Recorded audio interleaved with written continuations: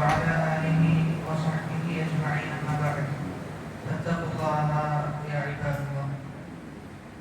الله سبحانه وتعالى വിധിവിലക്കുകളും നിയമനിർദ്ദേശങ്ങളും ജീവിതത്തിന്റെ രഹസ്യങ്ങളിലും പരസ്യങ്ങളിലും കാത്തു സൂക്ഷിക്കുവാൻ കഠിനമായി പരിശ്രമിക്കണേ എന്ന് സ്വന്തത്തെ മറക്കാതെ നിങ്ങൾ ഓരോരുത്തരെയും ഓർമ്മപ്പെടുത്തുകയാണ്, വസിയത്ത് ചെയ്യുകയാണ്. റബ്ബ് അനുഗ്രഹിക്കുമാറാകട്ടെ. സൂറത്തുൽ നാസിആത്താണ് നമ്മൾ വിശദീകരിച്ചുകൊണ്ടിരിക്കുന്നത്. സൂറത്തുൽ നാസിആത്തിലെ 16 ആയത്തുകളാണ് ഇതുവരെയായി വിവരിച്ചിട്ടുള്ളത്. ഇനി നമുക്ക് വിവരിക്കാനുള്ളത് 17ാമത്തെ ആയത്ത് മുതലാണ്. ആദ്യം നമുക്കൊന്ന് പാരായണം ചെയ്യാം. أعوذ بالله من الشيطان الرجيم. بسم الله الرحمن الرحيم. اذهب إلى فرعون إنه طغى. اذهب إلى فرعون إنه طغى. فقل هل لك إلى أن تزكى وأهديك إلى ربك فتخشى. وأهديك إلى ربك فتخشى. فأراه الآية الكبرى. فأراه الآية الكبرى فكذب وعصى. فكذب وعصى ثم أدبر يسعى. ثم أدبر يسعى فحشر فنادى. فحشر فنادى فقال أنا ربكم الأعلى. فقال أنا ربكم الأعلى. فأخذه الله نكال الآخرة والأولى. فأخذه الله نكال الآخرة والأولى. إن في ذلك لعبرة لمن يخشى. إن في ذلك لعبرة لمن يخشى. اذهب إلى فرعون إنه طغى. മൂസാ നബി അലൈഹി സ്വലാത്തു വസ്സലാമയുടെ ഫിർഔനിന്റെ അടുക്കലേക്കുള്ള പ്രബോധനവും എങ്ങനെയാണ് ഫിർഔനെ ക്ഷണിക്കേണ്ടത് എന്നിത്യാദിയുള്ള കാര്യങ്ങൾ അല്ലാഹു സുബ്ഹാനഹു വ തആല ഇനി വരാനിരിക്കുന്ന ആയത്തുകളിൽ വിശദീകരിക്കുന്നു. അല്ലാഹു പറയുന്നത് ഇദ്ഹബ്, നീ പോവുക, ഇലാ ഫിർഔന, എവിടേക്കാണ്? ഫിർഔനിന്റെ അടുക്കലേക്ക്. എന്നിട്ട് ഫിർഔനെ കുറിച്ച് പറയാം, ഫിർഔനിന്റെ സ്വഭാവം എന്ത് എന്ന് അല്ലാഹു സുബ്ഹാനഹു വ തആല പറഞ്ഞു കൊടുക്കാൻ. ഇന്നഹു തഗാ, ഫിർഔൻ അതിരുകവിഞ്ഞവനാണെന്നാണ്. ഫിർഔൻ അതിരുകവിഞ്ഞിട്ടുണ്ട്. തജബ്ബറ വതമറദ വഅത, അഹങ്കരിക്കുകയും അതിരുകവിയുകയും എല്ലാ ആളുകളെക്കാളും ഞാനാണ് ഉന്നതൻ എന്ന ധാർഷ്ട്യമുള്ളവനാണ് ഫിർഔൻ. അതുകൊണ്ട് അങ്ങനെയുള്ള ഒരു ഫിർഔന്റെ അടുക്കലേക്ക് നീ പോവുക എന്ന് മൂസാ നബി അലൈഹി സ്വലാത്തു വസ്സലാമയോട് പറയുന്നു. എന്നിട്ടോ ഫഖുൽ, നീ എന്ത് ചെയ്യണം? ഫിർഔനിനോട് പറയണം, ഹൽ ലക ഇലാ അൻ തസക്ക, നീ പരിശുദ്ധി പ്രാപിക്കാൻ തയ്യാറാണോ? നീ തസ്കിയത്ത്, നഫ്സിന് തസ്കിയത്ത് നേടിയെടുക്കാൻ നീ തയ്യാറാണോ എന്ന് ചെയ്യാൻ ഫിർഔനിനോട് ചോദിക്കാനാണ്. ഹൽ ലക, നീ തയ്യാറാണോ? ഇലാ അൻ തസക്ക, നിന്റെ നഫ്സിനെ ശുദ്ധീകരിക്കാൻ നീ തയ്യാറുണ്ടോ എന്ന് നീ ഫിർഔനിനോട് ചോദിക്കുക. അപ്പൊ ഇവിടെ അല്ലാഹു സുബ്ഹാനഹു വ തആല നമുക്ക് പറഞ്ഞു തരുന്ന ഒരു കാര്യം എന്നുള്ളത്, ആദ്യം ഒരാൾ ഏറ്റവും കൂടുതൽ പ്രാധാന്യം കൽപ്പിക്കേണ്ടത് അവന്റെ നഫ്സിനാണ്. നഫ്സ് ശുദ്ധിയായി കഴിഞ്ഞാലാണ് എന്ത് ചെയ്യുക? ബാക്കിയുള്ള അവന്റെ പ്രവർത്തനങ്ങളും മറ്റുമെല്ലാം അതിനോട് തുല്യമായിട്ട് എന്ത് ചെയ്യും? ശരിയായി വരും. നഫ്സ് ശുദ്ധമല്ല എങ്കിൽ അവന്റെ പ്രവർത്തനങ്ങളും എന്ത് ചെയ്യും? മോശമായി മാറുന്നതാണ്. അതാണ് നമ്മൾ സാധാരണ റസൂലുള്ളാഹി സ്വല്ലല്ലാഹു അലൈഹി വസല്ലമയുടെ ഒരു ഹദീസ് കേൾക്കാറുള്ളത്, ഇദാ സ്വലഹത് സ്വലഹൽ ജസദു കുല്ലു, അവന്റെ ശരീരത്തിൽ ഒരു മാംസപിണ്ഡമുണ്ട്, ആ മാംസപിണ്ഡം നന്നായി കഴിഞ്ഞാൽ, അതായത് ഹൃദയം നന്നായി കഴിഞ്ഞാൽ അവന്റെ ശരീരം മുഴുവനും നന്നായി എന്നാണ്. എന്നാൽ ഹൃദയം നന്നായിട്ടില്ലെങ്കിൽ ഒന്നും നന്നാകൂല, എല്ലാം എന്തെയും നശിച്ചു പോകുന്ന അവസ്ഥയായിരിക്കും ഉണ്ടാവുക. അതുകൊണ്ട് ഫിർഔനോട് ചോദിക്കാൻ വേണ്ടി പറയുന്നു, നീ നിന്റെ നഫ്സിനെ ശുദ്ധീകരിക്കാൻ തയ്യാറാണോ? ഈ ചോദ്യം ശരിക്കും ഫിർഔനോട് മാത്രമുള്ളതല്ല, മറിച്ച് ശേഷക്കാരായ ആളുകളെ സംബന്ധിച്ചിടത്തോളം ആരൊക്കെയാണോ തിന്മകളിൽ ഏർപ്പെട്ട് ജീവിക്കുന്ന ആൾക്കാരുണ്ടോ അത്തരത്തിലുള്ള ആളുകളോടൊക്കെയുള്ള ചോദ്യമാണ്. നിന്റെ നഫ്സിനെ ശുദ്ധീകരിക്കാൻ തയ്യാറല്ലയോ എന്ന് ആകമാനം ജനങ്ങളോടുള്ള ചോദ്യമാണ്. അപ്പൊ നമ്മോട് കൂടിയുള്ള ഒരു ചോദ്യമാണ്. അന്ന് മൂസാ നബി അലൈഹിസ്സലാത്തു വസ്സലാം ഫിർഔനോടാണ് ചോദിച്ചിരുന്നതെങ്കിൽ ഇന്ന് നമ്മെ സംബന്ധിച്ചിടത്തോളം നമ്മെ കുറിച്ചും എന്ത് ചെയ്യേണ്ടതുണ്ട്? ഈ ആയത്തിനെ പറ്റി നമ്മൾ ആലോചിക്കേണ്ടതുണ്ട്. നമ്മുടെ നഫ്സിനെ നമ്മൾ ശുദ്ധീകരിക്കാൻ നമ്മൾ തയ്യാറാണോ? അതായത് നഫ്സിനെ നമ്മൾ മനസ്സിലാക്കേണ്ടത് എപ്പോഴും നഫ്സിന് ചായ്വ് തിന്മയോടായിരിക്കും. നമ്മൾ എത്ര പരിശുദ്ധനാണ് എങ്കിലും, നീ എത്ര അള്ളാഹുവിനെ സൂക്ഷിച്ച് ജീവിക്കാൻ പരിശ്രമിക്കുന്നവനാണെങ്കിൽ പോലും എന്തെങ്കിലും ഒരു ചെറിയ അവസരം കിട്ടിക്കഴിഞ്ഞാൽ നഫ്സ് ആ തിന്മയിലേക്കാണ് എന്ത് ചെയ്യാം? പ്രേരിപ്പിക്കാനാണ്. അതാണ് വിശുദ്ധ ഖുർആനിൽ പറയുന്നത്, നഫ്സ് എന്ന് പറയുന്നത് അമ്മാറത്തും ബിസ്സൂ, സൂഇലേക്ക് കൽപ്പിക്കുന്ന ആളാണ് നഫ്സ് എന്നാണ്. അതുകൊണ്ടാണ് നമ്മൾ ചിലപ്പോഴൊക്കെ നമ്മൾ ഏറ്റവും നല്ല ആളുകളാണ് എന്ന് നമ്മുടെ കണ്ണിൽ നമ്മൾ കണ്ട ചില ആളുകളുടെയും ചില സന്ദർഭത്തിൽ അവർ ചില തിന്മകൾ അറിയാതെ അവരുടെയും പെട്ടുപോകുന്നത്. അതാണ് നമ്മൾ തിരിച്ചറിയേണ്ടത്. നമ്മുടെ നഫ്സ് എന്ന് പറഞ്ഞു കഴിഞ്ഞാൽ നമ്മൾ വിചാരിക്കുന്നതിലും അപ്പുറം.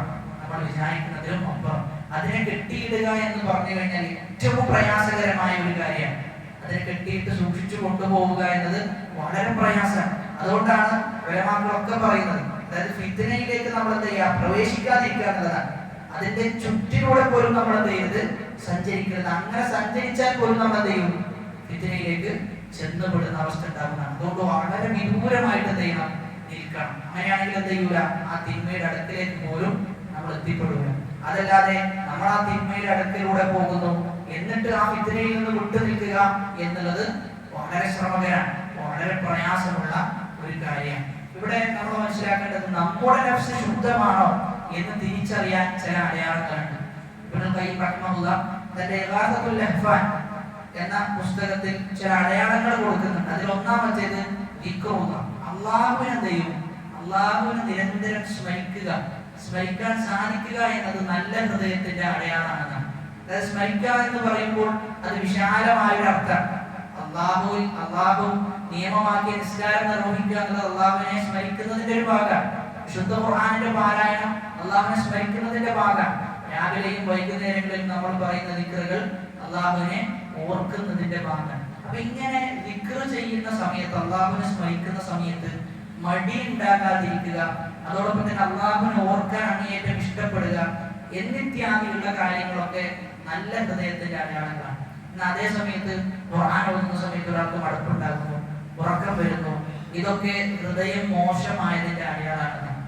ഒരാളുടെ ഹൃദയം മോശമായിട്ടുണ്ടെങ്കിൽ അതിലേക്ക് സൂചന നൽകുന്നതാണ് അവന് ഖുർആൻ ചെയ്യാൻ പറ്റൂല, ഒരുപാട് ഓതാൻ പറ്റില്ല, കുറച്ച് ഓതുമ്പോൾ തന്നെ ചെയ്യും നല്ല ക്ഷീണം ബാധിക്കുകയും ഉറക്കം വരികയും ചെയ്യും. ഇബ്നു അബ്ബാസ് റളിയല്ലാഹു അൻഹു പറയുന്നത്, ഒരാൾക്ക് ഖുർആനിന്റെ മാധുര്യം ലഭിച്ചു കഴിഞ്ഞാൽ പിന്നെ അവൻ എത്ര തന്നെ ഖുർആൻ ഓതിയാലും അവൻ അത് മതിയാകൂല എന്നാണ്.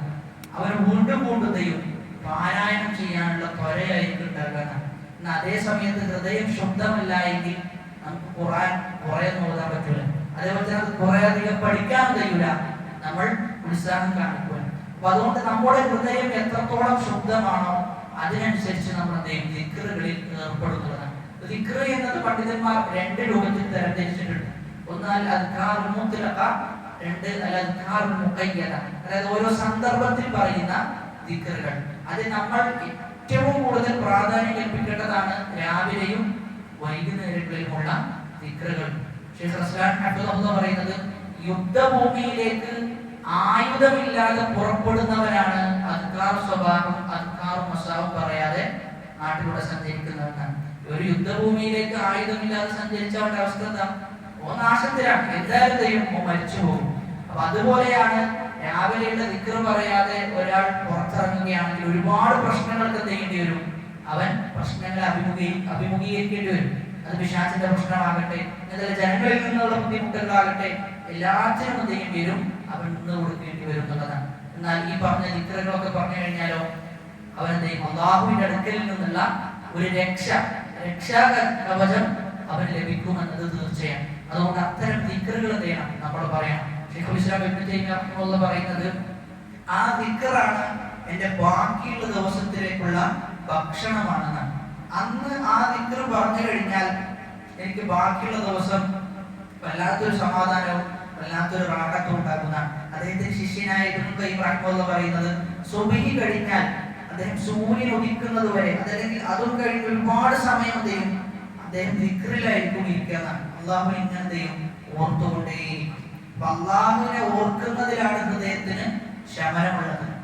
പണ്ഡിതന്മാർ പറയുന്നത് ദിക്റുല്ലാഹി ദവാഉൻ വദിക്റുൻ നാസി ദാഉൻ.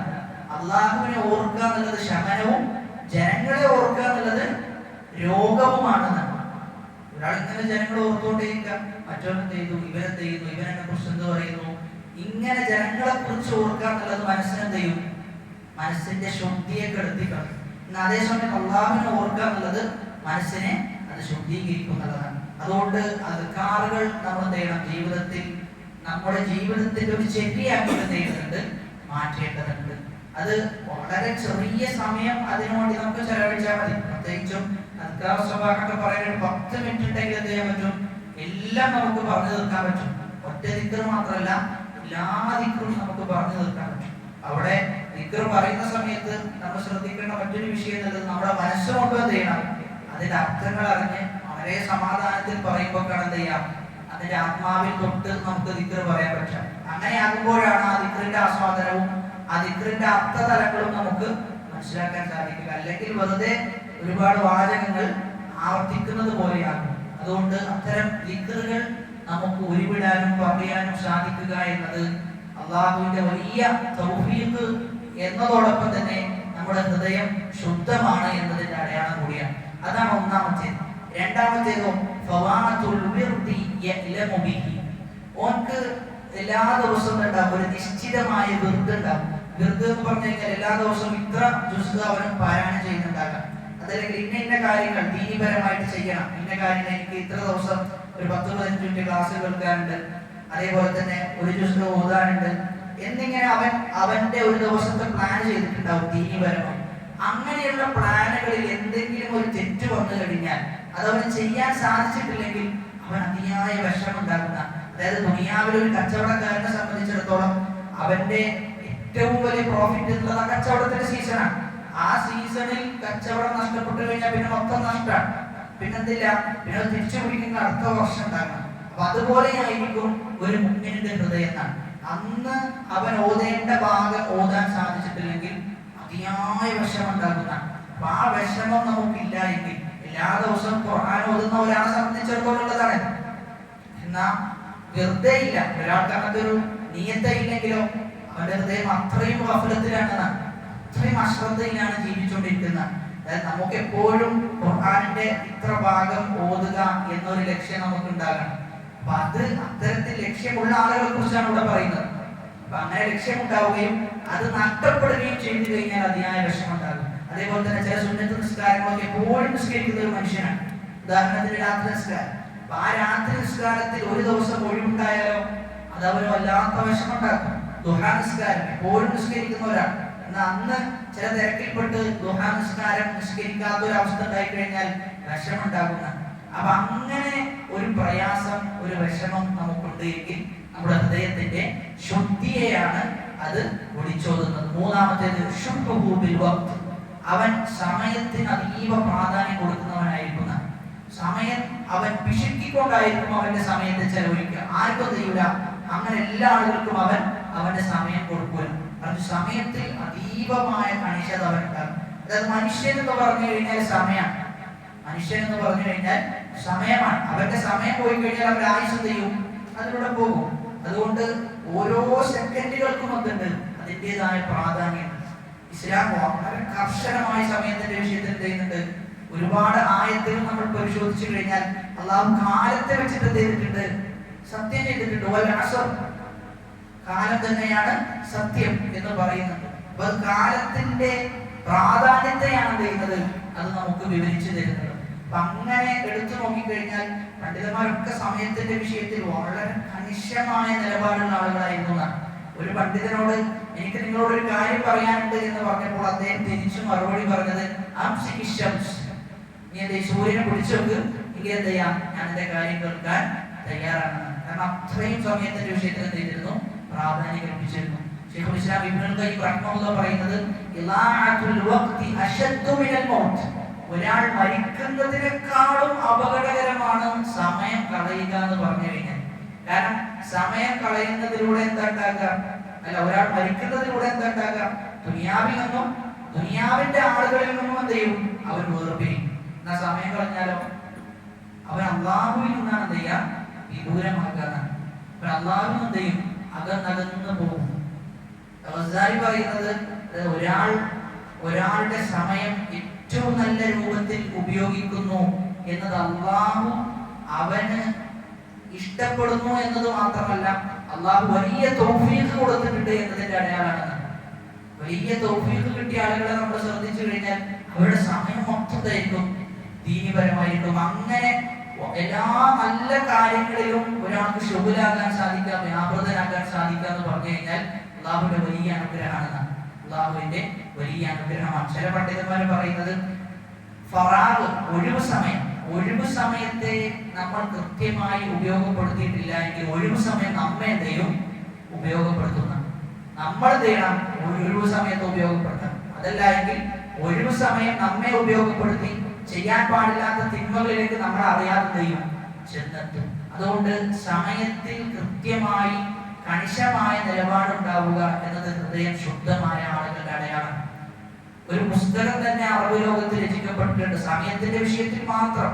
എങ്ങനെയായിരുന്നു ഓരോ പണ്ഡിതന്മാരും അവരുടെ സമയത്തെ ക്രമീകരിച്ചത് എന്ന് മുൻകാലക്കാരായ പണ്ഡിതന്മാർ മുതൽ അവസാനം ആധുനികരായ പണ്ഡിതന്മാരെ വരെ എത്തി നിൽക്കുന്ന അവരുടെ ഓരോ സമയവും എങ്ങനെയാണ് ഒരു ദിവസം അവർ ക്രമീകരിച്ചത്, അബൂ ഹനീഫയുടെ ദിവസം എങ്ങനെയായിരുന്നു, റാസിയുടെ ദിവസം എങ്ങനെയായിരുന്നു എന്നിങ്ങനെ ഓരോന്നും ക്രമീകരിച്ച പുസ്തകങ്ങൾ അറബ് ലോകത്ത്. അപ്പൊ അതുകൊണ്ടാണ് അവർ അത്രയും അറിവിന്റെ വിഷയത്തിൽ ചെയ്തത് ഉന്നതിയിലെത്തിയത്. നമ്മെ സംബന്ധിച്ചിടത്തോളം നമ്മളിന്ന് ഏറ്റവും കൂടുതൽ പാഴാക്കുന്നത് സമയമാണ്. നമ്മളിന്ന് ഏറ്റവും കൂടുതൽ പാഴാക്കുന്നത് നമ്മുടെ സമയമാണ്. പ്രത്യേകിച്ചും മൊബൈൽ ഫോണിന്റെ ഒരു യുഗത്തിൽ നമ്മൾ വളരെ ഗഫലത്തോടുകൂടി അശ്രദ്ധരായിട്ട് തന്നെയാണ് ഓരോ സോഷ്യൽ മീഡിയ പ്ലാറ്റ്ഫോമുകളിലും കയറി ആവശ്യമില്ലാത്ത ഒരുപാട് തർക്കങ്ങളിലും കുതർക്കങ്ങളിലും നമ്മൾ അഭിപ്രായം പറയേണ്ടതില്ലാത്തടത്ത് പോലും നമ്മൾ എന്ത് ചെയ്യും, നമ്മൾ പോയി നമ്മുടെ അഭിപ്രായം അവിടെ സൂചിപ്പിക്കും. അപ്പൊ അങ്ങനെ ഒരുപാട് കാര്യങ്ങളുണ്ട്. അതുകൊണ്ട് നമ്മുടെ സമയം നമ്മൾ ക്രമീകരിക്കണം. അത്തരത്തിൽ ക്രമീകരിക്കുന്നുണ്ട് എന്നത് നമ്മുടെ നല്ല ഹൃദയത്തിന്റെയും മനസ്സിന്റെയും അടയാളമാണ്. നാലാമത്തേത് അവന്റെ ഹൃദയം ശുദ്ധമായ ഒരു വ്യക്തിയുടെ ലക്ഷ്യം അള്ളാഹു മാത്രമേ. അള്ളാഹുവിന്റെ തൃപ്തിയാണത് അവൻ മുന്നിൽ കാണാം. അതല്ലാത്ത ഒരാളുടെ തൃപ്തിക്കും അവൻ എന്ത് ചെയ്യൂല, യാതൊരു പ്രാധാന്യം കൽപ്പിക്കും. അവരെ സംബന്ധിച്ചിടത്തോളം അള്ളാഹിന്റെ തൃപ്തി കിട്ടുക. ഇനി അള്ളാഹുവിന്റെ തൃപ്തിയിൽ നിന്ന് വിദൂരമാക്കുന്ന കാര്യമാണെങ്കിലോ അതിലെന്ത് ചെയ്യൂല, അവൻ തലയിടൂല. എന്നാൽ അള്ളാഹിന്റെ തൃപ്തി കിട്ടുന്നതാണെങ്കിൽ അതിൽ അവൻ മുന്നേറിപ്പോകും. കാരണം അള്ളാഹുവിന്റെ തൃപ്തിയാണ് ഏറ്റവും വലുത്. സ്വർഗത്തിലേക്ക് എത്തിയ ആളുകളോട് അത് ചോദിക്കുന്നുണ്ട്, നിങ്ങൾക്ക് ഇനി എന്തെങ്കിലും വേണോ എന്ന് ചോദിക്കുന്നുണ്ട്. ആ സമയത്താണ് സ്വർഗക്കാർ പറയും എന്താണ് കിട്ടാനുള്ളതെന്ന് തിരിച്ചു വയ്ക്കും. അപ്പോഴാണ് അള്ളാഹ് പറയാം, ഞാൻ നിങ്ങളെ ചെയ്തിട്ടുണ്ട്, തൃപ്തിപ്പെട്ടിട്ടുണ്ട് എന്ന് പറയുന്ന, ഞാൻ നിങ്ങളെ കുറിച്ച് തൃപ്തിപ്പെട്ടിട്ടുണ്ട്. അപ്പൊ അള്ളാഹുവിന്റെ റിളയാണ് ഏറ്റവും വലുത്, അള്ളാഹുവിന്റെ തൃപ്തിയാണ് ഏറ്റവും വലുത്. അതാണ് സഹാബാക്കളെ കുറിച്ച് എന്ത് പറഞ്ഞത്, റളിയല്ലാഹു അൻഹും വറദൂ അൻഹു.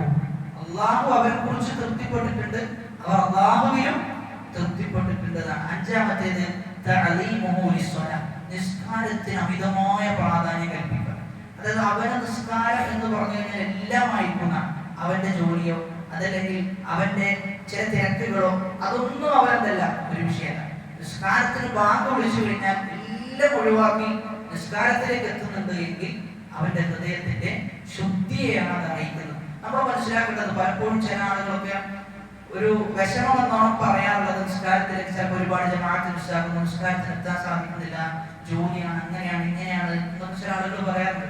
അവർ മനസ്സിലാക്കേണ്ടത്, നിസ്കാരത്തിന് അവരുടെ മനസ്സിൽ അതിൻ്റെതായ പ്രാധാന്യം അവർ കൽപ്പിച്ചിട്ടുണ്ട് എങ്കിൽ അവരെന്ത് ചെയ്യും, നിസ്കാരത്തിൽ എത്തുന്നുള്ളതാണ്. നമ്മുടെ മനസ്സിൽ നിസ്കാരത്തിന് എത്ര പ്രാധാന്യമുണ്ട് എന്നതിനനുസരിച്ചാണ് എന്ത് ചെയ്യാം നമ്മൾ പള്ളിയിലേക്ക് എത്തുക. നമ്മൾ അത്രയും നിസ്കാരത്തെ കണ്ടിട്ടുള്ളൂ എങ്കിൽ ആ രൂപത്തിൽ എന്തെയുള്ളൂ നമ്മൾ പള്ളിയിലേക്ക് എത്തുള്ളൂ. അതുകൊണ്ട് തന്നെ ജോലിയുടെ വിഷയത്തിലൊക്കെ ഇത്തരത്തിൽ ഒരുപാട് ജോലികളിൽ ഏർപ്പെട്ട് ആളുകളൊക്കെ പറയുന്ന വിഷയം നമ്മുടെ മനസ്സിൽ നിസ്കരിക്കണം. ഏത് ജോലിയാകട്ടെ നിസ്കാരത്തിനാണ് ഞാൻ പ്രാമുഖ്യം കൽപ്പിക്കുക എന്ന ഒരു നിയത്ത് മനസ്സിലുണ്ട് എങ്കിൽ അവർ പറയുന്നത് അല്ലാഹു ദൈവം അങ്ങനത്തെ ഒരു ജോലി നമുക്ക് നേടിത്തരുന്ന. ഇനി എവിടെയെങ്കിലും പോയാൽ പോലും ആ നിസ്കരിക്കാനുള്ള അവസരം ദൈവം അള്ളാഹു ഉണ്ടാക്കി തരും എന്ന് അങ്ങനെ ഒരുപാട് അനുഭവങ്ങൾ പറഞ്ഞ ആളുകളാണ്. അപ്പൊ നിസ്കാരത്തിന് അമിതമായ പ്രാധാന്യം നമ്മൾ കൽപ്പിക്കണം. റസൂലുള്ളാഹി സ്വല്ലല്ലാഹു അലൈഹി വസല്ലമയുടെ കാലഘട്ടത്തിൽ സ്വഹാബാക്കൾ പറയുന്നത് 2 സ്വഹാബാക്കളുടെ തോളിൽ കൈയിട്ട് കൊണ്ട് ചെയ്തിരുന്നു നിസ്കരിക്കാൻ വന്നിരുന്നു എന്നാണ്. അത്രയും പ്രയാസം സഹിച്ചിട്ട് പോലും ജമാഅത്തിനെത്തിയ ആളുകളുണ്ടെന്നാണ്. അത്രയും പ്രയാസം സഹിച്ചിട്ട്. ഇതിന്റെ ഇടയ്ക്ക് എനിക്ക് ഓർമ്മ വന്നത് കുറച്ച് ദിവസങ്ങൾക്ക് മുമ്പ് മലപ്പുറത്ത് പോയ സന്ദർഭത്തിൽ ഒരു വയസ്സായ മനുഷ്യൻ, അദ്ദേഹത്തിന് നടക്കാൻ സാധിക്കുന്നില്ല. അദ്ദേഹം നടക്കുന്നത് ഒരു ഒന്നും വെച്ചിട്ടാണ് അദ്ദേഹം നടക്കുന്നത്. അപ്പൊ ആ വ്യക്തി നിസ്കരിക്കാൻ വേണ്ടി വളരെ പ്രയാസപ്പെട്ടിട്ടാണ് അദ്ദേഹത്തിന് വരുന്നത്. വളരെ പ്രയാസപ്പെട്ടിട്ട് നടക്കാൻ അദ്ദേഹത്തിന് നിർത്തിയിട്ടോ ഇല്ല. അങ്ങനെ അദ്ദേഹം നിസ്കാരം കഴിഞ്ഞ് അദ്ദേഹത്തിന്റെ വാഹനത്തിലേക്ക് എത്തണമെങ്കിൽ ഒരു 20-25 മിനിറ്റ് എത്തും. വാഹനത്തിന്റെ അടുത്തെത്തണമെങ്കിൽ അത്രയും പ്രയാസം സഹിച്ചിട്ട് ജമാഅത്തിന് അദ്ദേഹം എത്തുന്നുണ്ട്. ജമാഅത്ത് കഴിഞ്ഞ് പ്രാർത്ഥിച്ച് സുന്നത്ത് നിസ്കരിച്ച് അങ്ങനെ നല്ല പക്വതയാണ് അദ്ദേഹം നടക്കുക. അപ്പൊ ചിലപ്പോൾ അദ്ദേഹത്തെ സംബന്ധിച്ചിടത്തോളം സ്വർഗത്തിൽ പോകാൻ അതെന്തായിരിക്കും ധാരാളമായിരിക്കും എന്നുള്ളതാണ്. നമ്മളെ കുറിച്ച് ആലോചിക്കേണ്ടത് എല്ലാ നിലക്കും ആരോഗ്യം, ഒരു നിലക്കും ഒരു കുഴപ്പമില്ല. നമുക്ക് ഇപ്പോൾ നമ്മൾ നിസ്കരിക്കുന്നതിന്റെ പ്രാധാന്യം നമുക്ക് എപ്പോഴും തിരിച്ചറിയാന്ന് വെച്ച് കഴിഞ്ഞാൽ നമുക്കിപ്പോ നിന്ന് നിസ്കരിക്കാൻ പറ്റുന്നുണ്ട്. ആ നൃത്തതയും ഇരുത്തത്തിലേക്ക് എത്തുന്ന ഒരു അവസ്ഥ അപ്പൊ നമുക്ക് എന്ത് ചെയ്യും ബോധ്യപ്പെടും.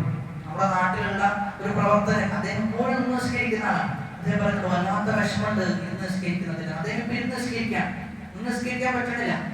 നമ്മൾ ആലോചിക്കേണ്ടത് ഉള്ള കാലത്ത് നമ്മൾ എന്ത് ചെയ്യണം, അത് അതിന്റെ പ്രാധാന്യം കൽപ്പിച്ച് മുന്നോട്ട് പോകണം. എങ്കിൽ നമ്മെ സംബന്ധിച്ചിടത്തോളം എന്തെങ്കിലും ബാധിച്ചാൽ പോലും നമുക്കൊരു പ്രയാസമോ വിഷമമോ അതിന്റെ പേരിൽ നമുക്ക് ഉണ്ടാകുക. അതുകൊണ്ട് നിസ്കാരത്തിന് അങ്ങേയറ്റത്തെ പ്രാധാന്യം കൽപ്പിക്കുക എന്നത് ഹൃദയം ശുദ്ധമായ ആളുകളുടെ അടയാളാണെന്ന് അവിടെ പറയുന്നത്. അവരെ സംബന്ധിച്ചിടത്തോളം അല്ലാഹു അക്ബർ എന്ന് പറഞ്ഞു കഴിഞ്ഞാൽ, അല്ലാഹുവാണ് ഏറ്റവും വലുത് എന്ന് പറഞ്ഞു കഴിഞ്ഞാൽ അവന്റെ ഹൃദയത്തിൽ നിന്ന് എല്ലാ ദേഹേച്ഛകളും മൂടി പോകുന്ന, അവന്റെ ഹൃദയത്തിൽ എന്തൊക്കെ ദേഹേച്ഛകളാണോ അവൻ ആലോചിക്കാറുള്ളത് അതൊക്കെ മൂടി പോകും. പിന്നെ അവന്റെ മനസ്സിൽ ആര് മാത്രമേ ഉള്ളൂ? അല്ലാഹു മാത്രമേ ഉള്ളൂ. പിന്നെ ആ നിസ്കാരത്തിൽ നിന്ന് പുറത്തു വരിക എന്നത് അവൻ പ്രയാസമായി മാറുന്ന, നിസ്കാരത്തിൽ നിന്ന് പുറത്തു വരിക എന്നുള്ളത് പ്രയാസത്തിന്റെ മേൽ പ്രയാസമായിരിക്കുന്ന. കാരണം അള്ളാഹുവിന്റെ മുന്നിൽ ഇങ്ങനെ മുന്നിട്ട് പോകാൻ ദുനിയാവിന്റെ ഉദ്ദേശങ്ങളോ ലക്ഷ്യങ്ങളോ ഒന്നുമില്ല. അള്ളാഹുവിനെ കുറിച്ച് ആലോചിച്ച് ഇങ്ങനെ നിസ്കരിച്ചു പോകുന്നു. അപ്പൊ അത് കഴിഞ്ഞിട്ട് വീണ്ടും ദുനിയാവിലേക്ക് പ്രവേശിക്കാം. അതുകൊണ്ട് നിസ്കാരത്തിൽ നിന്ന് വിരമിക്കുക എന്നുള്ളത് വളരെ പ്രയാസമായിരിക്കും ഹൃദയം ശുദ്ധമായ ആളുകളുടേത്. അതുകൊണ്ടാണ് റസൂലുള്ളാഹി സ്വല്ലല്ലാഹു അലൈഹി വസല്ലമ ബിലാൽ റളിയല്ലാഹു അൻഹുവിനോടൊക്കെ പറഞ്ഞത് അരിഹ്നാ ബിഹാ, ബിലാൽ നിസ്കാരം കൊണ്ട് റാഹത്ത് താ, നിസ്കാരം കൊണ്ടാണ് ചെയ്യുന്നത് റാഹത്ത് താ എന്നാണ് പറയുന്നത്. ശൈഖ് അബ്ദുൽ റസാഖ് അൽ-ബദർ റഹിമഹുല്ലാഹ് പറയുന്നത് എന്നാൽ നമ്മുടെ ഇന്നുള്ള കാലഘട്ടത്തിലെ ആളുകൾ പറയുന്നത് അരിഹ്നാ മിൻഹാ എന്നാണ്. അതായത് നിസ്കരിച്ച് കഴിഞ്ഞിട്ട് ചെയ്യാം നമുക്ക് റാഹത്ത്, പെട്ടെന്ന് നിസ്കരിക്കാം, എന്നിട്ട് നമുക്ക് നമ്മുടെ കാര്യങ്ങളൊക്കെ ചെയ്യാമെന്നാണ് ചില ആളുകൾ പറയാം. എന്നാൽ അവരെ സംബന്ധിച്ചിടത്തോളം നിസ്കാരത്തിലേക്ക് എത്തിയാലാണത് റാഹത്ത്. നമ്മളോ ചില എന്തെങ്കിലും ഫംഗ്ഷൻ എന്തെങ്കിലും ഉണ്ടായി കഴിഞ്ഞാൽ പറയും നമുക്ക് വേഗം നിസ്കരിക്കാം, എന്നിട്ട് ചെയ്യാം നമുക്ക് ഇങ്ങനെയുള്ള കാര്യങ്ങളൊക്കെ ഏർപ്പെടാൻ പറഞ്ഞിട്ട് നിസ്കരിക്കാൻ പറ്റും. നിസ്കാരം പെട്ടെന്നൊന്ന് കഴിച്ചു കിട്ടുക എന്നുള്ളതാണ് എന്ത് പല ആളുകളും കാണുന്നത്. അപ്പൊ അങ്ങനെയല്ല നമ്മൾ നിസ്കാരത്തെ കാണേണ്ടത്. അതീവ ശ്രദ്ധ നമുക്ക് നിസ്കാരത്തിന്റെ വിഷയത്തിൽ ഉണ്ടാകണം. ജമാഅത്തിന്റെ ഒന്നാമത്തെ സഫിലേക്ക് തന്നെ എത്തിപ്പെടാനാണ് നമ്മൾ പരിശ്രമിക്കേണ്ടത്. റസൂലുള്ളാഹി സ്വല്ലല്ലാഹു അലൈഹി വസല്ലം പറയുന്നത് ഒന്നാമത്തെ സഫിന്റെ പ്രാധാന്യം അറിഞ്ഞിരുന്നെങ്കിൽ അവർ മുട്ടുകാല് കൊണ്ട് ഇഴഞ്ഞുകൊണ്ടെങ്കിലും എന്തെയും പള്ളിയിലേക്ക് വരുമായിരുന്നു എന്നാണ്. അപ്പൊ രണ്ടാമത്തെ സഫിൽ നിൽക്കുന്ന ഒരാളെ സംബന്ധിച്ചിടത്തോളം അവന്റെ ഹൃദയം ശുദ്ധമാണ് എങ്കിൽ അവൻ വിഷമിക്കും, എനിക്ക് ഒന്നാമത്തെ സഫ് കിട്ടിയില്ലല്ലോ എന്നൊരു പ്രയാസം അവരുണ്ടാകുന്ന. എന്നിട്ട് അടുത്ത ഒരു വഖത്ത് എത്തുന്ന സമയത്ത് ഒന്നാമത്തെ സഫിൽ എത്താൻ വേണ്ടി അവൻ പ്രയത്നിക്കും. അതാണ് അഞ്ചാമത്തെ അടയാളം. ആറാമത്തേത്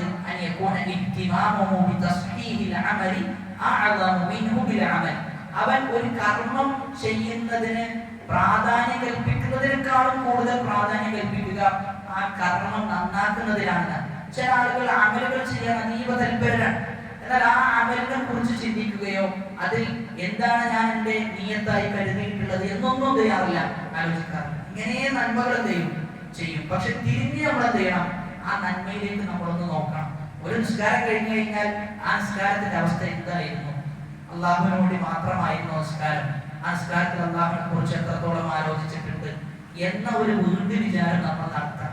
അങ്ങനെ നടത്തി കഴിഞ്ഞാൽ ഇബ്നുൽ ഖയ്യിം റഹിമഹുല്ലാഹ് തന്റെ മദാരിജുസ് സാലിക്കീൻ എന്ന പുസ്തകത്തിൽ പറയുന്നത്, വീണ്ടും വിചാരം നടത്തുക എന്നത് ഒരാൾ സ്വന്തം നഫ്സിനെ ഹിസാബിന് വിധേയമാക്കുക എന്നത് അവൻ ബോധ്യപ്പെടുത്തി കൊടുക്കും അവൻ അടിമയാണ് എന്ന്. കാരണം അവർക്ക് ബോധ്യമാകും ഒരുപാട് പോരായ്മകൾ ഉണ്ടാവും ആ കർമ്മത്തിൽ ഉണ്ടാകുന്ന. അപ്പൊ അവൻ അബ്ദാണ് എന്നും അല്ലാഹു റബ്ബാണ് എന്നുമുള്ള ബോധ്യം അവൻ കൃത്യമായി ബോധ്യപ്പെടും. അതുകൊണ്ട് നമ്മൾ എന്ത് ചെയ്യണം? ഓരോ കർമ്മങ്ങളും ചെയ്യുമ്പോഴും ആ കർമ്മങ്ങൾ എത്രത്തോളം അള്ളാഹുവിലേക്ക് എത്താൻ സാധ്യതയുണ്ട്, എത്രത്തോളം കൃത്യമായിട്ടുണ്ട് എന്നതിനെ കുറിച്ച് ആലോചിക്കുക എന്നത് ഹൃദയം ശുദ്ധമായ ആളുകളുടെ അടയാളമാണ്. അതുകൊണ്ട് ഫഖുൽ ഹല്ലക ഇലാ അൻ തസക്ക, നീ തസ്കിയത്ത് നേടാൻ, നിന്റെ ഹൃദയത്തെ ശുദ്ധീകരിക്കാൻ തയ്യാറാണോ എന്ന് മൂസാ നബി അലൈഹിസ്സലാത്തു വസ്സലാം ഫിർഔനോട് ചോദിക്കാം. അതേ ചോദ്യം നമ്മൾ നമ്മുടെ നഫ്സിനോടും ചോദിക്കേണ്ടതുണ്ട്. എന്നിട്ട് മൂസാ നബി പറയാം, വഅഹ്ദിയക ഇലാ റബ്ബിക ഫതഖ്ശാ വഅഹ്ദിയക, ഞാൻ നിന്നെ വഴി നടത്താം. ഇലാ റബ്ബിക, എവിടേക്ക്? നിന്റെ റബ്ബിലേക്ക്. ഞാൻ നിന്റെ റബ്ബിലേക്കുള്ള വഴി നിനക്ക് കാണിച്ചു തരാം. അങ്ങനെ ആ വഴി നീ സ്വീകരിച്ചു കഴിഞ്ഞാൽ ഫതഖ്ശാ, നീ എന്ത് ചെയ്യും? അല്ലാഹുവിനെ ഭയപ്പെടും. അല്ലാഹുവിനെ ഭയപ്പെട്ട് അങ്ങനെ എന്ത് ചെയ്യും? ജീവിക്കുന്ന. അപ്പൊ ഇവിടെ വഅഹ്ദിയക, ഞാൻ നിനക്ക് വഴി കാണിച്ചു തരാമെന്നാണ്. അപ്പൊ ഇവിടെ ഹിദായത്തിനെ കുറിച്ചാണ് പറയുന്നത്. ഇവിടെയാണ് നമ്മൾ മനസ്സിലാക്കേണ്ടത്, ഹിദായത്ത് രണ്ട് രൂപത്തിലാണ്. ഒന്ന് നമുക്ക് പറഞ്ഞു കൊടുക്കാൻ പറ്റുന്ന ഹിദായത്താണ്. നമുക്ക് എല്ലാ ആളുകൾക്കും എന്ത് ചെയ്യാൻ പറ്റും? സത്യം പറഞ്ഞു കൊടുക്കാൻ പറ്റും. അതിനെയാണ് ഹിദായത്തു ഇർഷാദ് എന്ന് പറയുന്നത്, എത്തിച്ചു കൊടുക്കാം. എന്നാൽ തൗഫീഖ് കൊടുക്കുന്നതാരാ? അല്ലാഹു. നമുക്ക് എല്ലാവർക്കും എന്ത് ചെയ്യാൻ പറ്റൂല? തൗഫീഖ് കൊടുക്കാൻ പറ്റൂല, ഇർഷാദേ നമുക്ക് പറ്റുള്ളൂ. അതാണ് അല്ലാഹു സുബ്ഹാനഹു വ തആല വിശുദ്ധ ഖുർആനിൽ പറഞ്ഞത്. നിനക്ക് നീ ഇഷ്ടപ്പെടുന്ന ആളുകൾ എന്ത് ചെയ്യാൻ പറ്റൂല? നിനക്ക് സന്മാർഗത്തിലേക്ക് കൊണ്ടെത്തിക്കാൻ സാധിക്കുകയില്ല എന്നാരോടാ പറയുന്നത്? റസൂലുള്ളാഹി സ്വല്ലല്ലാഹു അലൈഹി വസല്ലമയോടാണ് പറയുന്നത്. അതുകൊണ്ട് ഫിർഔനോട് പറയാണ്, റബ്ബിലേക്കുള്ള വഴി കാണിച്ചു തരാം. ആ വഴി സ്വീകരിച്ചു കഴിഞ്ഞാൽ ഭയപ്പാടോടുകൂടി നീ എന്ത് ചെയ്യും? അല്ലാഹുവിലേക്ക് മടങ്ങും. എന്നിട്ടോ ഫഅറാഹുൽ ആയതൽ കുബ്റാ, ഫഅറാഹു, അങ്ങനെ മൂസാ നബി അലൈഹിസ്സലാത്തു വസ്സലാം കാണിച്ചു കൊടുത്തു. അറ എന്ന് പറഞ്ഞു കഴിഞ്ഞാൽ കാണിച്ചു കൊടുക്കുക. അൽ ആയത, ദൃഷ്ടാന്തം. അൽ കുബ്റാ, വലിയ ദൃഷ്ടാന്തം എന്ത് ചെയ്തു? കാണിച്ചു കൊടുത്തു. മൂസാ നബി ഒന്നാമത്തത് ചെയ്തത് എന്താ? അല്ലാഹുവാണ് ഹഖ്, അല്ലാഹുവിനെയാണ് ആരാധിക്കേണ്ടത് എന്ന കാര്യം പറഞ്ഞു കൊടുത്തു. രണ്ടാമത്തതോ ആ കാര്യത്തെ ബലപ്പെടുത്തുന്ന ദൃഷ്ടാന്തം എന്ത് ചെയ്തു? ഫിർഔനിൽ കാണിച്ചു കൊടുത്തു. അതായത് മൂസാ നബി അലൈഹിസ്സലാത്തു വസ്സലാമിന്റെ വഴിയാണ്. മൂസാ നബിയുടെ വഴിയും അതിലൂടെ ഉണ്ടായ സംഭവങ്ങളും ഫിർഔൻ എന്ത് ചെയ്തു? ഒരുപാട് സാഹചര്യങ്ങളെ വിളിച്ചു കൂട്ടി. ഫിർഔനിന്റെ കുതന്ത്രം എന്ത് ചെയ്തു? നശിച്ചുപോയി. ഫിർഔന്റെ കുതന്ത്രത്തിന് എന്ത് ചെയ്യാൻ പറ്റിയില്ല? മൂസാ നബിയുടെ വഴിയുടെ മുന്നിൽ നിലനിൽക്കാൻ സാധിച്ചിട്ടില്ല. അപ്പൊ ഇതൊക്കെ എന്ത് ചെയ്തു? മൂസാ നബി അലൈഹിസ്സലാത്തു വസ്സലാം കാണിച്ചു കൊടുത്തു. എന്നിട്ടോ ഫകദ്ദബ വഅസാ, ഫകദ്ദബ, ഫിർഔൻ കളവാക്കി എന്നാണ്. കളവാക്കുക മാത്രമല്ല, വഅസാ, ധിക്കരിക്കുകയും ചെയ്തു. കളവാക്കുകയും ധിക്കരിക്കുകയും ചെയ്തു എന്നാണ്. ഇപ്പൊ ഫിർഔനിന് സത്യം മനസ്സിലായിട്ടുണ്ടോ എന്ന് വെച്ചാൽ ഫിർഔൻ എന്ത് ചെയ്തിട്ടുണ്ട്? സത്യം മനസ്സിലായിട്ടുണ്ട്. പക്ഷെ എന്ത് ചെയ്തിട്ടില്ല? ആ സത്യം സ്വീകരിക്കാൻ ഫിർഔനിന് സാധിച്ചിട്ടില്ല. അത് ഒരുപാട് ആളുകൾക്ക് അങ്ങനെയുള്ള പ്രശ്നം ഉണ്ടാകും. നമ്മുടെ നാട്ടിൽ തന്നെ നമ്മുടെ ചുറ്റുഭാഗത്തുള്ള ആളുകളെ കുറിച്ച് നമുക്ക് ആലോചിച്ച് നോക്കിയാൽ മതി. ഒരുപാട് ആളുകൾക്ക് സത്യം അറിയാം, പക്ഷെ ആ സത്യം സ്വീകരിക്കാൻ എന്ത് ചെയ്യുന്നില്ല? അവർക്ക് സാധിക്കുന്നില്ല. ഒരുപാട് തടസ്സങ്ങൾ എന്ത് ചെയ്യുന്നുണ്ട്?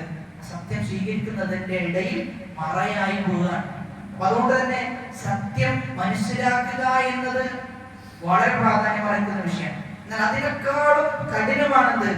ആ അറിഞ്ഞ സത്യം അത് കൃത്യമായി നമ്മുടെ ജീവിതത്തിൽ പാലിച്ച് ജീവിക്കുക എന്ന് പറഞ്ഞു കഴിഞ്ഞാൽ.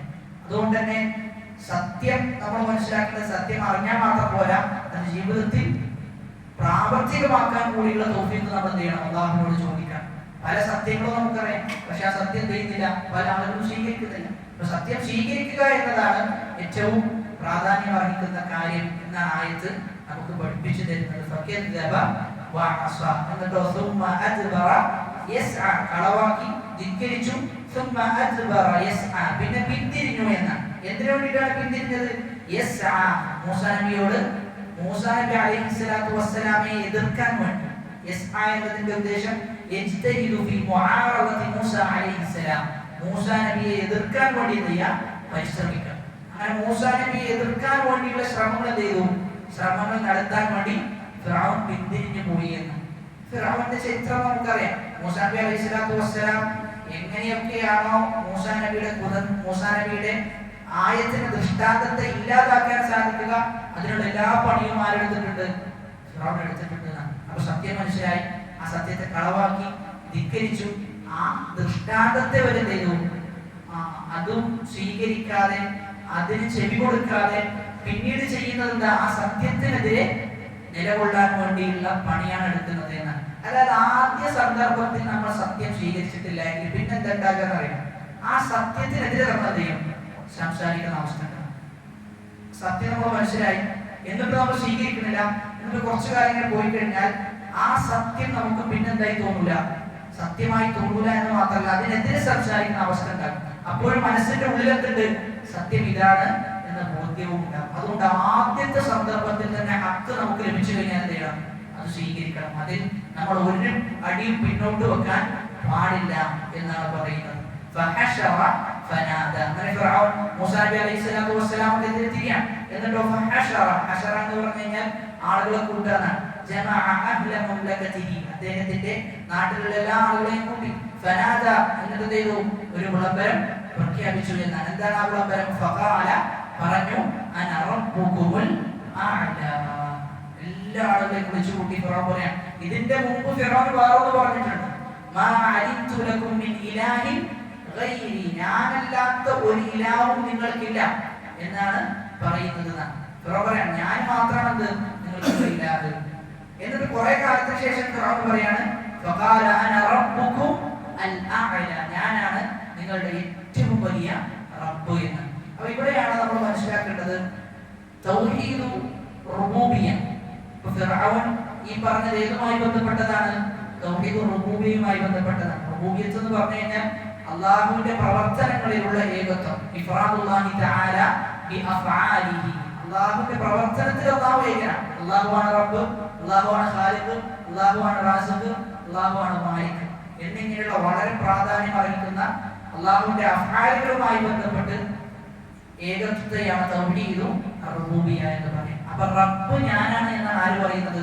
ഫിർഔൻ പറയുന്നത്. ഇവിടെയാണ് നമ്മൾ മനസ്സിലാക്കേണ്ട പ്രധാനപ്പെട്ട ഒരു വിഷയം.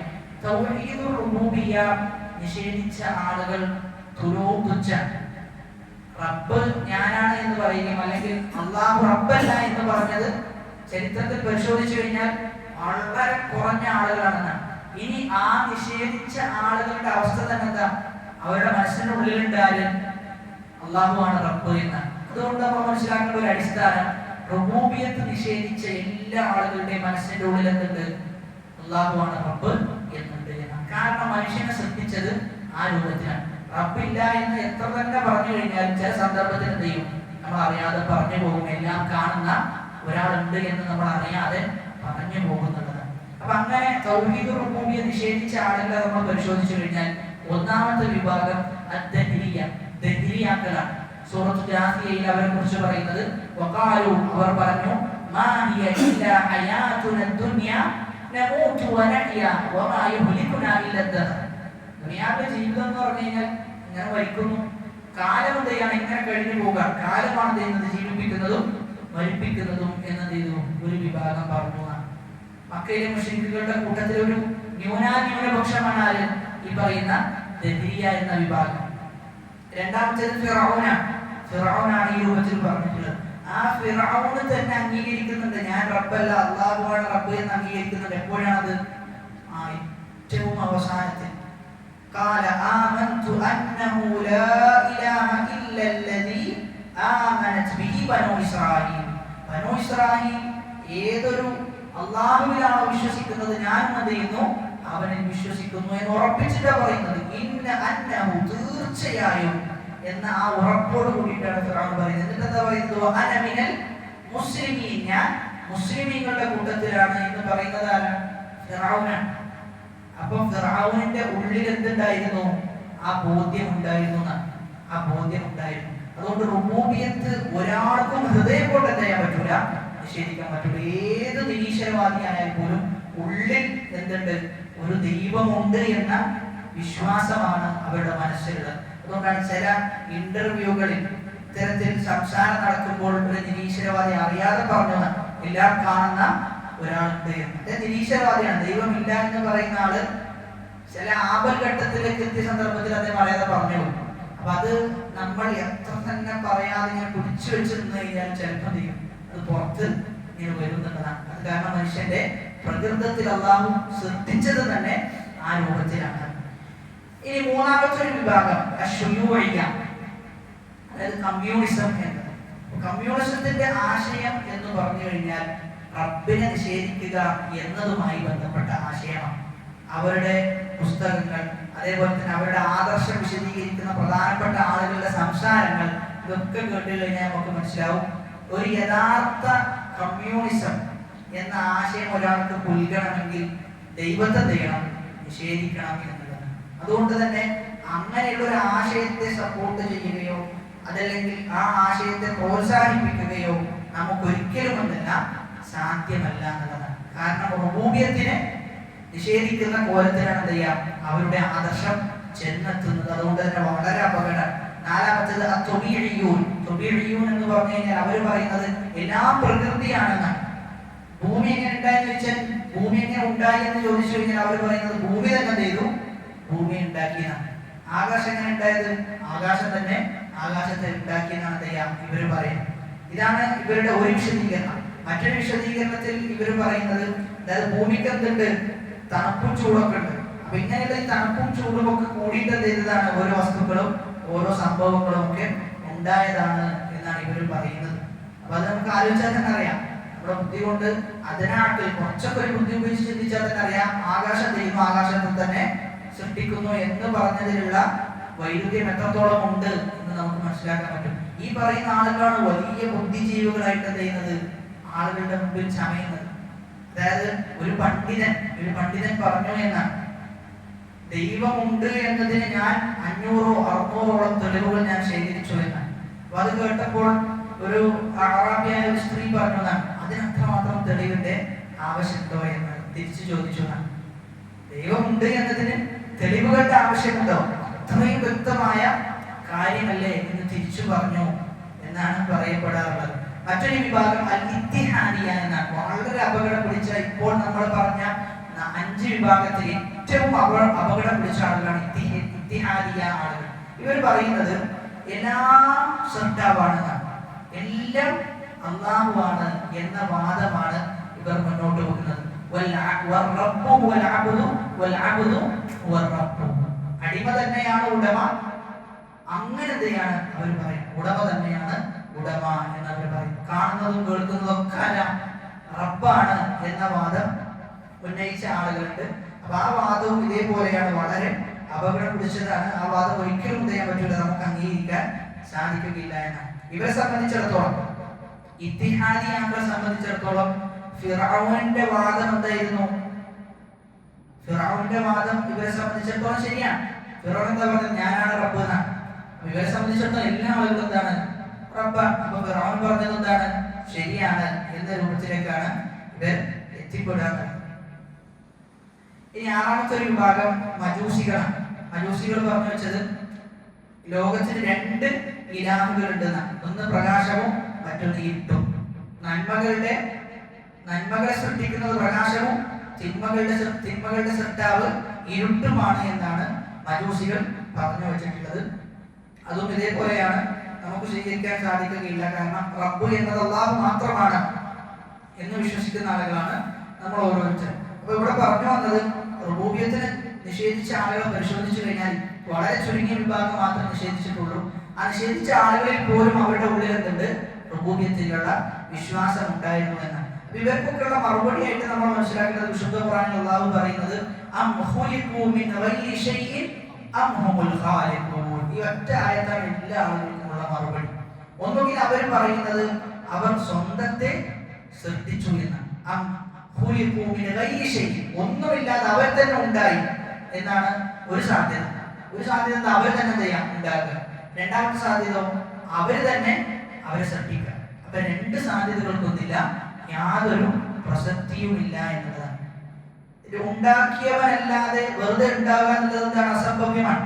വെറുതെ ഒരു കാര്യം ഉണ്ടാക്കുക, അതിനെ ഉണ്ടാക്കിയ ആള് ഇല്ല എന്ന് പറയുക ഒരിക്കലും നമ്മുടെ ആക്കൾ കൊണ്ട് എന്തെങ്കില നമുക്ക് അംഗീകരിക്കാൻ പറ്റില്ല. ഭൗതികമായ എന്തെങ്കിലും ഒരു വസ്തു അത് വെറുതെ ഉണ്ടായി ആരെങ്കിലും പറയുക? ഭൗതികമായ എന്തെങ്കിലും ഒരു വസ്തു അത് വെറുതെ ഉണ്ടായി എന്ന് പറയില്ല. അങ്ങനെയാണെങ്കിൽ ഇത്രയും സങ്കീർണമായ പ്രപഞ്ചം, വളരെ കൃത്യമായിട്ടുള്ള സംവിധാനം, ഇതൊക്കെ വെറുതെ ഉണ്ടായി അല്ലെങ്കിൽ ഒരു വലിയൊരു പൊട്ടിത്തെറി ഉണ്ടായി, ആ പൊട്ടിത്തെറിയിൽ കൃത്യമായി ഓരോ കാര്യങ്ങളും കൃത്യമായ രൂപത്തിൽ വന്നു എന്നൊക്കെ പറയുമ്പോൾ അത് വിശ്വസിക്കണമെങ്കിൽ എന്തുണ്ട്? അത് വിശ്വസിക്കണമെങ്കിൽ നല്ല പ്രയാസം ഉണ്ടെന്ന് മാത്രമല്ല, അവർക്ക് അത് വിവരിച്ച് വിശ്വസിപ്പിക്കണമെങ്കിൽ പോലും വളരെയധികം പ്രയാസം ഉണ്ട് എന്നുള്ളതാണ്. ഈ അവർ ഉന്നയിച്ച ഈ ബിഗ് ബാങ് തിയറിയിൽ പോലും അവർക്ക് തന്നെ എന്തുണ്ട്? അവരുടെ ഇടയിൽ തന്നെ ഒരുപാട് സംസാരങ്ങളും അതിൽ ഇന്ന ഭാഗം ശരിയല്ല, ഇന്നതിൽ തെറ്റുണ്ട്, ശേഷം വന്ന ആളുകൾ, അത് നിഷേധിച്ച ആളുകൾ വരെ അവരുടെ കൂട്ടത്തിൽ തന്നെ ഉണ്ട് എന്നുള്ളതാണ് വസ്തുത. അപ്പൊ സ്വയം സൃഷ്ടിക്കുക എന്നുള്ളതും എന്തല്ല, സാധിക്കുന്ന ഒന്നല്ല. സ്വയം സൃഷ്ടിക്കാൻ പറ്റുമോ? ഇല്ല. സ്വയം സൃഷ്ടിക്കണമെങ്കിൽ ഉണ്ടാകണ്ടേ? ഒരു കാര്യത്തെ സൃഷ്ടിക്കണമെങ്കിൽ അവൻ ഉണ്ടാക്കണം. അവൻ ഉണ്ടാക്കണമെങ്കിൽ എങ്ങനെ ഉണ്ടാക്കുക? അള്ളാഹ് എന്ത് ചെയ്യണം? അവൻ ഉണ്ടാക്കണം. അപ്പൊ ചുരുക്കി പറഞ്ഞു കഴിഞ്ഞാൽ സൃഷ്ടാവ് അള്ളാഹു ആണ് എന്നതിലേക്കാണ് എന്ത് ചെയ്യാം എത്തുക എന്നുള്ളതാണ്. അതാണ് ഏറ്റവും ശരിയായത്. മനുഷ്യനെ സംബന്ധിച്ചിടത്തോളം ഏറ്റവും സുരക്ഷിതമായ വിശ്വാസം എന്നത് അള്ളാഹു ആണ് ചെയ്തത്, അവനെ സൃഷ്ടിച്ചത്. ഹുവൽ അവ്വലു വൽ ആഖിറു വൽ വൽ ബാത്തിനു വഹുവ ബികുല്ലി ഷൈഇൻ അലീം. അപ്പോൾ അള്ളാഹു ആണ് ആദ്യമായി ഉണ്ടായവൻ, അവനാണ് എല്ലാത്തിനെയും സൃഷ്ടിച്ചത് എന്നാണ്. അപ്പോൾ അതാണ് ഫഖാല അന റബ്ബുകുമുൽ അഅല എന്ന ഫിർഔൻ പറഞ്ഞ വാചകവുമായി ബന്ധപ്പെട്ട് നമ്മൾ മനസ്സിലാക്കേണ്ടത്, ഈ ആയത്ത് പാരായണം ചെയ്യുന്ന സന്ദർഭത്തിൽ ചില ഖുർആനുകൾ പറയുന്നത്, ഇമാം നവവി റഹിമഹുല്ലാഹ് അദ്ദേഹത്തിന്റെ വിശുദ്ധ ഖുർആനുമായി ബന്ധപ്പെട്ട പുസ്തകം അത്തിബിയാൻ എന്ന പുസ്തകത്തിൽ പറയുന്നത്, ഈ ആയത്ത് പാരായണം ചെയ്യുമ്പോൾ വളരെ പതുക്കെയാണ് പാരായണം ചെയ്യേണ്ടതെന്നാണ്. ശബ്ദത്തിൽ എന്ത് ചെയ്ത് പാരായണം ചെയ്ത് വളരെ പതുക്കെ പാരായണം ചെയ്യണം. കാരണം പറയുന്നത് എന്താ? ഫഖാല അന റബ്ബുകുമുൽ അഅല എന്നാണ് പറയുന്നത്. ശബ്ദം കുറച്ചുകൊണ്ട് പാരായണം ചെയ്യണമെന്ന് സലഫുകളിലേക്ക് ചേർത്തുകൊണ്ട് പറഞ്ഞു വെക്കുന്നുണ്ട്. അല്ലാഹു അഅലം. അല്ലാഹു സുബ്ഹാനഹു വ തആല കേട്ടതിലുപരി ജീവിതത്തിൽ പ്രാവർത്തികമാക്കാനുള്ള തൗഫീഖ് നൽകി അനുഗ്രഹിക്കുമാറാകട്ടെ. നമ്മിൽ നിന്ന് വന്നുപോയ ചെറുതും വലുതുമായ എല്ലാ പാപങ്ങൾ അല്ലാഹു പുറത്തു മാപ്പാക്കി നൽകുമാറാകട്ടെ. اللهم اغفر للمؤمنين والمؤمنات والمسلمين والمسلمات الأحياء منهم والأموات إنك مجيب الدعوات ويا قاضي الحاجات.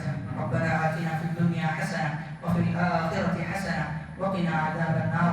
آمين آمين برحمتك يا أرحم الراحمين. سبحانك اللهم وبحمدك أشهد أن لا إله إلا أنت أستغفرك وأتوب إليك. والسلام عليكم ورحمة الله وبركاته.